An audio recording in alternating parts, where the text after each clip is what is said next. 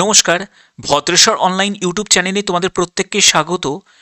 Indian oil কর্পোরেশনের তরফ থেকে নতুন নিয়োগ বিজ্ঞপ্তি জারি হয়েছে, যেখানে একাধিক পোস্টে তোমাদের নিয়োগ করা হচ্ছে এবং যোগ্যতাও তোমাদের বিভিন্ন। এবং সবথেকে গুরুত্বপূর্ণ বিষয়, যে পোস্টগুলোতে নিয়োগ করা হচ্ছে সবই কিন্তু পার্মানেন্ট পোস্টে নিয়োগ করা হচ্ছে এবং তোমাদের জব লোকেশন সম্পূর্ণ স্টেট ওয়াইজ। অর্থাৎ যে স্টেট থেকে তুমি আবেদন করবে, যে স্টেট তুমি সিলেক্ট করবে, সেই স্টেটের মধ্যেই তোমাদের জব লোকেশন থাকছে। পরীক্ষার সেন্টারটাও তোমরা স্টেট ওয়াইজ পেয়ে যাচ্ছ। সম্পূর্ণ ডিটেলসটা আজকের এই ভিডিওর মাধ্যমে তুলে ধরব। তো দেখো, আমি পিডিএফটা ওপেন করে নিয়েছি। তো প্রথমে তোমাদের একটা ব্যাপারে কনফিউশন তোমাদের দূর করে দিই, সেটা হলো যে তোমাদের সিবিটি যে এক্সামটা হবে সিলেকশনের জন্য, প্রথমে তোমাদের একটি সিবিটি এক্সাম হবে। এই সিবিটি এক্সামের যে সিটিগুলো তোমরা এখান থেকে দেখতে পাচ্ছ, যারা তোমরা আসাম থেকে বিলং করছো তারা ডিব্রুগড়, গুয়াহাটি, জোরহাট, শিলচর এইসব জায়গায় তোমরা পেয়ে যাবে। ওকে, তারপরে দেখো, যারা ওয়েস্ট বেঙ্গল থেকে তারা কলকাতাতে পেয়ে যাচ্ছ, শিলিগুড়িতে পেয়ে যাচ্ছ, দুর্গাপুরে পেয়ে যাচ্ছ তোমাদের এক্সাম সিটি। এছাড়া যারা তোমরা আদার স্টেট থেকে বিলং করছো, সেই স্টেটের মধ্যেই তোমাদের বিভিন্ন জায়গায় তোমরা সিটি পেয়ে যাচ্ছ।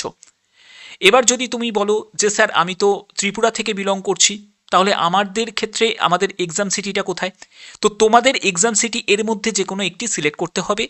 যারা ত্রিপুরা থেকে বিলং করছো তারাও এখানে অ্যাপ্লাই করতে পারে, কোনো অসুবিধা নেই। ওকে, আচ্ছা, এর পরবর্তী আমরা চলে যাব ফুল নোটিফিকেশনের বিস্তারিত তথ্যে চলে যাব। তো এখানে দেখো, তোমাদের বিভিন্ন অয়েল রিফাইনারিজ যে ডিভিশনগুলো আছে, যেমন গুয়াহাটি, বারাউনি, গুজরাট থেকে শুরু করে হলদিয়া, ওয়েস্ট বেঙ্গল, ঠিক আছে, এরকম আরও অনেক তোমাদের রিফাইনারি আছে, পার্মানেন্ট পোস্টে নিয়োগ করা হচ্ছে।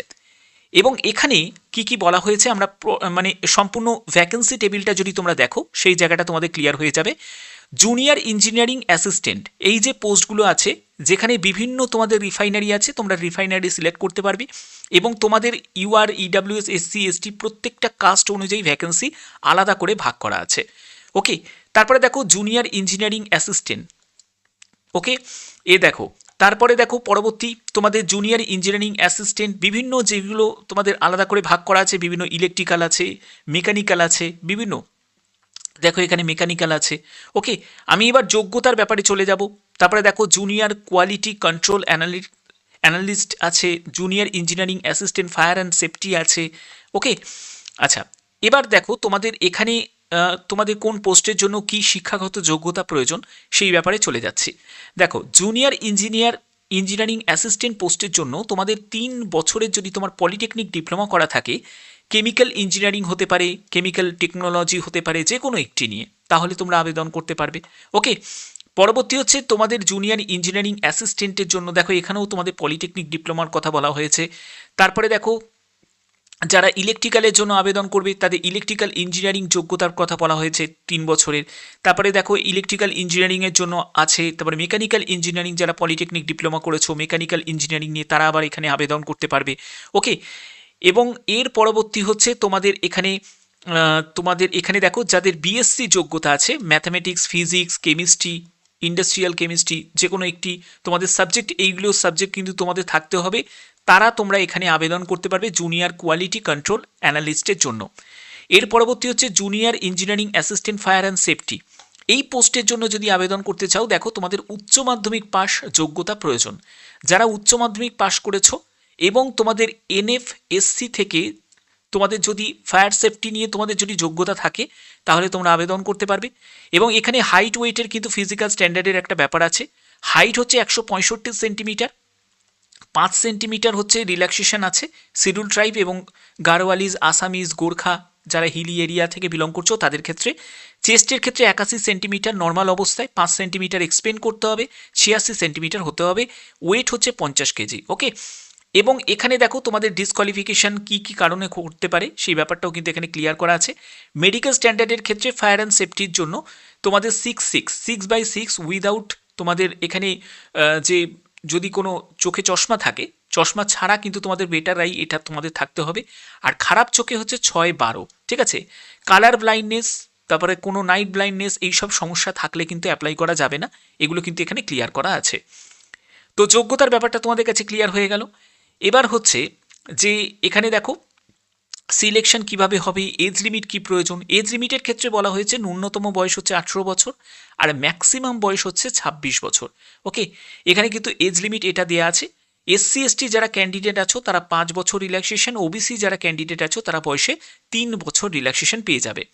এখানে দেখো তোমাদের এখানে যেটা হচ্ছে ইন্ডিকেটিং আপার এজ লিমিটের ক্ষেত্রে কিন্তু এখানে ক্লিয়ার করা আছে 31/12/2025 হিসাবে তোমাদের এজ ক্যালকুলেট করতে হবে। যারা তোমরা এখানে কলম 1-এ পোস্টের জন্য যারা অ্যাপ্লাই করবে জেনারেল ইডাব্লিউএস থেকে, তাদের হচ্ছে আপার এজ লিমিট হচ্ছে 26 বছর।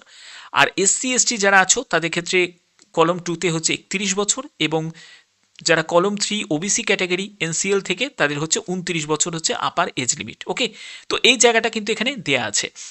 এছাড়া তোমাদের এখানে সিলেকশনের জন্য তোমাদের 120 মিনিটের তোমাদের একটা পরীক্ষা হবে। প্রতিটি প্রশ্নের মান হচ্ছে 1 করে থাকবে। প্রথমে সিবিটি এক্সাম হবে, তারপরে তোমাদের স্কিল প্রফিসিয়েন্সি ফিজিক্যাল টেস্টে তোমাদের নেওয়া হবে। যেখানে দেখো তোমাদের কোশ্চেন পেপারের ক্ষেত্রে সাবজেক্ট নলেজের ওপর 75 মার্কস থাকবে, অর্থাৎ যে সাবজেক্ট নিয়ে তুমি ইঞ্জিনিয়ারিং করেছো সেই সাবজেক্টের ওপর। নিউমেরিক্যাল অ্যাবিলিটির ওপর 15 নম্বর থাকবে এবং 10 নম্বর থাকবে জেনারেল অ্যাওয়ারনেসের ওপর, অর্থাৎ ইংলিশ এখানে কিন্তু থাকছে না। ওকে, ইংলিশ থেকে মুক্ত এই জায়গায়। তো এখানে তোমাদের পরবর্তী হচ্ছে এমসিকিউ টাইপের এই প্রশ্ন তোমাদের থাকবে, এবং অবশ্যই তোমাদের এখানে দেখো নেগেটিভ মার্কিংয়ের ক্ষেত্রে বলে দিয়েছে নো নেগেটিভ মার্কিং, অর্থাৎ ভুল উত্তরের জন্য কোনো নাম্বার কাটা যাবে না। ওকে, তো মিনিমাম মার্কস হচ্ছে 40% তোমাদের পেতে হবে যারা জেনারেল প্রার্থী, যারা ইডাব্লিউএস প্রার্থী তাদের ক্ষেত্রে। এসসি এসটি পিডাব্লিউবিডি যারা আছো তাদের ক্ষেত্রে 5% তোমাদের রিল্যাক্সেশন আছে, অর্থাৎ 35% তারা যদি মিনিমাম মার্কস তুলতে পারে তাহলে কিন্তু পরবর্তী রাউন্ডের জন্য সুযোগ পাবে। ওকে, এর পরবর্তী হচ্ছে তোমাদের এখানে দেখো তোমাদের বেতন লেভেল সম্পূর্ণ যেহেতু আইওসিএল থেকে, তো সেক্ষেত্রে সেই অনুযায়ী তোমাদের বেতন থাকবে লেভেল অনুযায়ী। এবং এখানে আবেদন মূল্যের ব্যাপারটাও কিন্তু ক্লিয়ার করা আছে। যারা জেনারেল ইডাব্লিউএস ওবিসি ক্যাটাগরি থেকে তাদের 300 টাকা আবেদন মূল্য লাগবে। আর তোমরা যারা তোমরা এসসি এসটি থেকে যারা বিলং করছো, ফিজিক্যাল হ্যান্ডিক্যাপ যারা আছো তাদের ক্ষেত্রে কোনো রকম আবেদন মূল্য লাগবে না। ওকে, আচ্ছা, এর পরবর্তী হচ্ছে তোমাদের এখানে অফিসিয়াল ওয়েবসাইটটা হচ্ছে এটা। এই অফিসিয়াল ওয়েবসাইটে ভিজিট করে সম্পূর্ণ অনলাইনে আবেদন করতে হবে। 20 ডিসেম্বর থেকে আবেদন শুরু হয়েছে, 9 জানুয়ারি 2026 হচ্ছে আবেদনের শেষ তারিখ। ওকে, কিভাবে স্টেপ ফলো করবে, প্রথমে রেজিস্ট্রেশন করতে হবে তোমার প্রোফাইলের সম্পূর্ণ ডিটেলসটা দিয়ে, তারপরে ভ্যালিড ইমেল আইডি এবং মোবাইল নাম্বার দিয়ে তোমাদের রেজিস্ট্রেশন করে বাদবাকি স্টেপগুলোকে কমপ্লিট করতে হবে।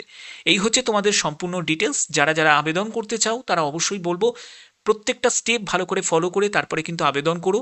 এবং এখানে দেখো টেন্টেটিভ শিডিউল ফর ইস্যুয়েন্স, সেটা হচ্ছে যে কল লেটার ফর সিবিটির জন্য তোমরা কল লেটার যেদিন তোমাদের সিবিটি এক্সাম হবে তার 7 দিন আগে তোমরা কল লেটার ডাউনলোড করতে পারবে। টেন্টেটিভ মান্থ সিবিটি সেটা হলো জানুয়ারি 2026, অর্থাৎ বুঝতেই পারছো লাস্ট উইকে, জানুয়ারির লাস্ট উইকে কিন্তু তোমাদের এক্সাম হবে।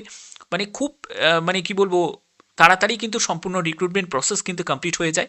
যদি হিসাব অনুযায়ী দেখা হয় 3 মাসের মধ্যেই কিন্তু পসিবিলিটি রয়েছে এটা কিন্তু সম্পূর্ণ প্রসেস তোমাদের কমপ্লিট করে নেবে। ঠিক আছে, যারা আবেদন করতে চাও তারা অবশ্যই কিন্তু আবেদন করো। এবং এখানে দেখো তোমাদের লাইকলি শিডিউল পাবলিকেশন কম্পিউটার সিবিটির রেজাল্ট তোমাদের কবে প্রকাশিত হবে সেটাও কিন্তু এখানে বলে দিয়েছে।